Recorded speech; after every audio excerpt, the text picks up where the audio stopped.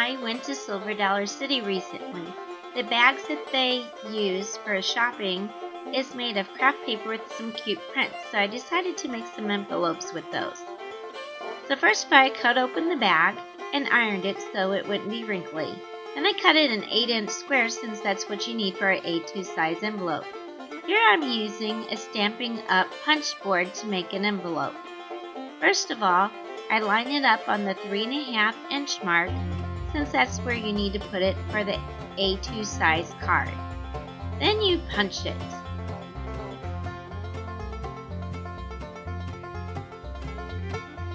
Next, you use the tool that came with the board, or you can use a bone folder to score it on the score line.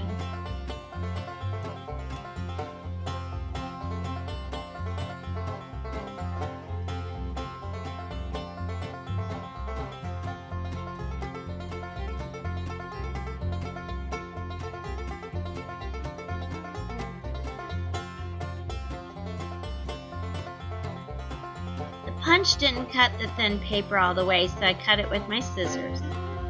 Next, you turn your paper 90 degrees and line up the score line that you made already with the arrow on the punch board.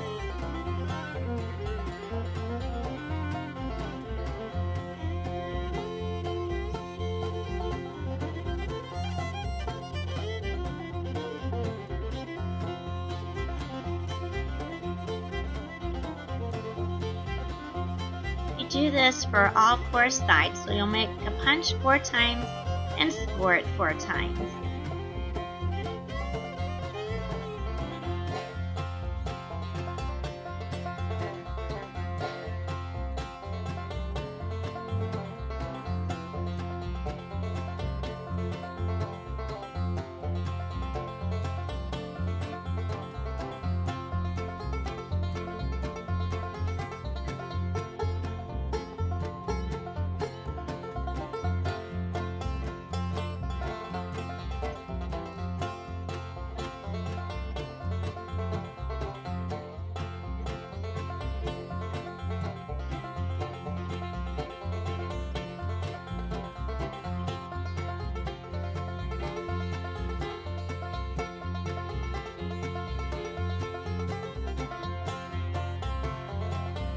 I found that the punch board worked really well for the A2 size envelope, but as you can see, the paper almost goes down to the edge of the punch board, so if you're going to make a larger envelope, you'll probably want to use a different tool like a scoring board.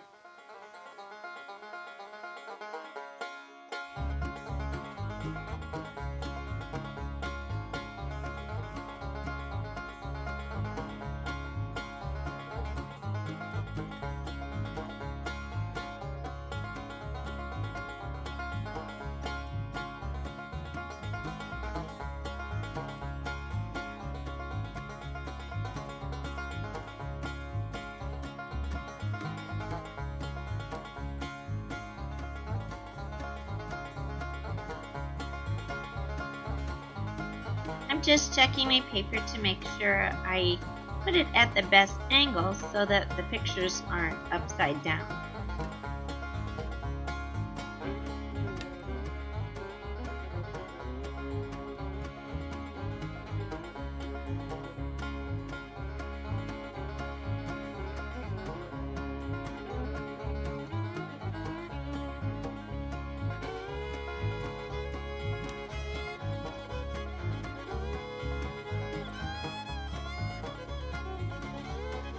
I'm using an A2 size card to see if it fits in the envelope.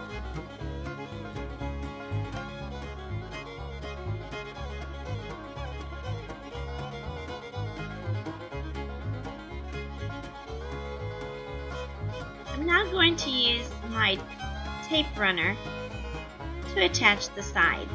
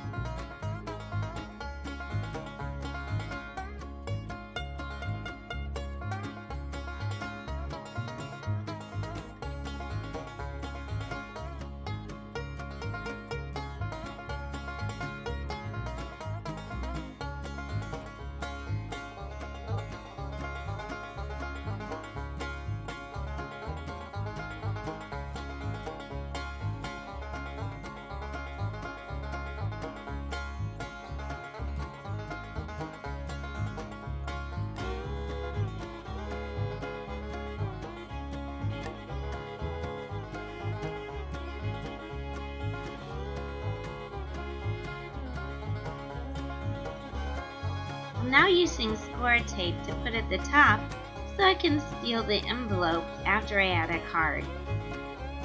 I ended up making several different envelopes with the punch board, and they all turned out an exact A2 size. So this really worked well. Next, I'll be trying to do it on my ER Memory Keeper scoreboard and see how that works.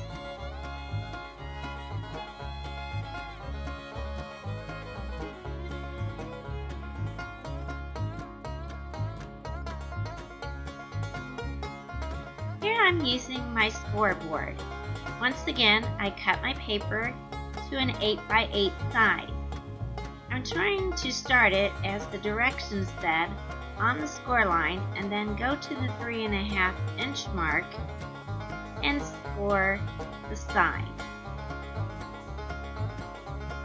After that, I'll line the score line up with the little square tab on top and use the score guide there.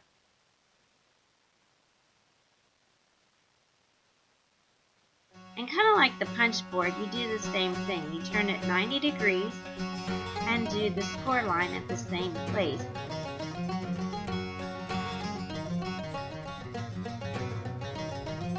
Now with this, it seemed like you could use a larger square and still be able to use your scoreboard.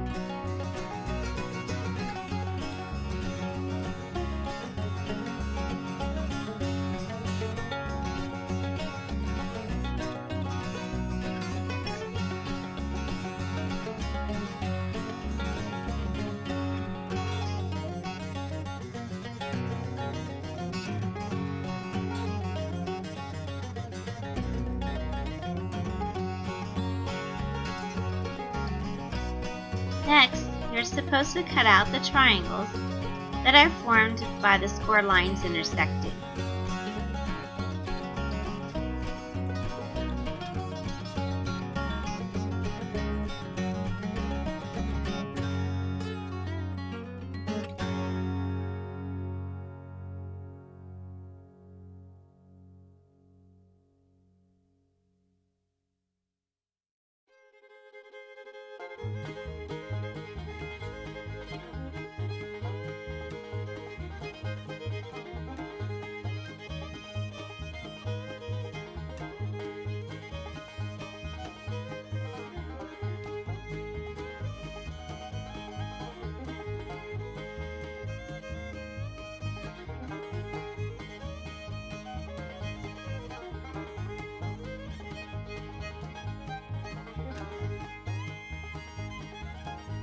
So far it seems to work the same way as the punch board. Now I'm going to check it and see if it fits for an A2 size card, which it's looking a little off at this point.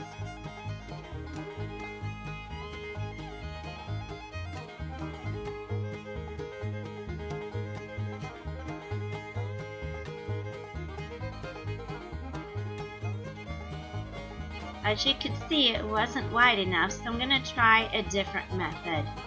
I'd read in the directions from one person to start the score line at the 3.5 inch mark. Someone else recommended putting the side at 3.5 inches and then using the score guide. So I'm going to try that.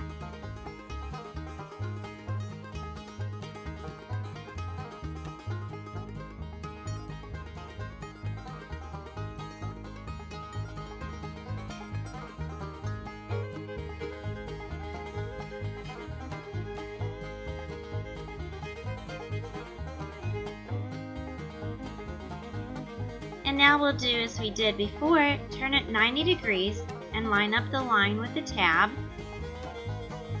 so that it's parallel. And then use the score guide to draw the other 3 sides. One thing I'm going to do differently this time is I'm not going to cut the triangle. Since this is thin paper, I can still refold it if I need to in case the sides or the top is a little too short.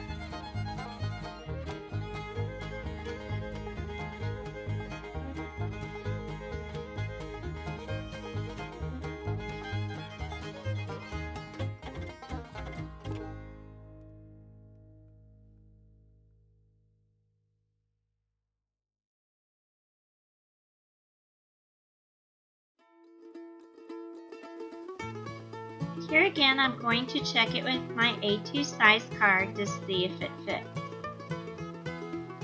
It does fit, but the sides aren't quite as far apart as I would like it.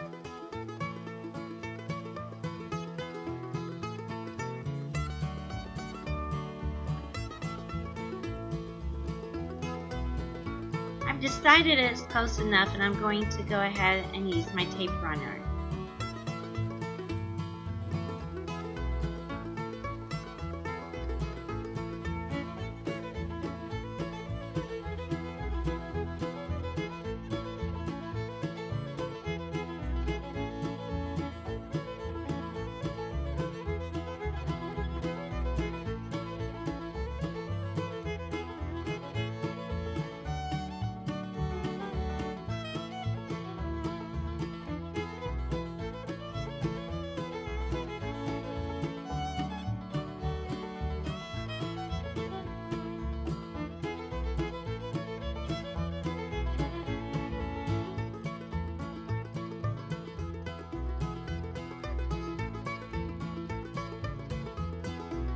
And I'm using score tape to put on the top of the envelope so you can seal it after putting in a card.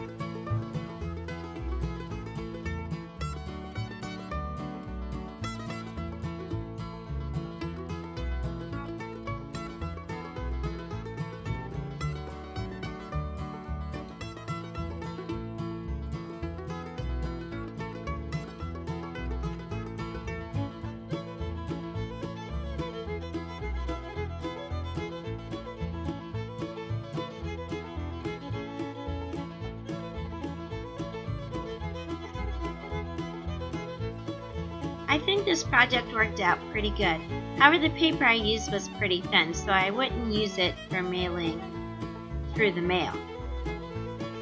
You could use thicker paper because I did get shopping bags with handles and that had heavier paper, so I could use that for a sturdier envelope. You'll notice that the A2 size card works best with the punch board envelopes. The other one was a little bit off, and I did make several, and they seemed out to be a little bit different each time. Here I'm making the envelope a little larger by folding up the top. I was able to do that since I didn't cut out the triangle.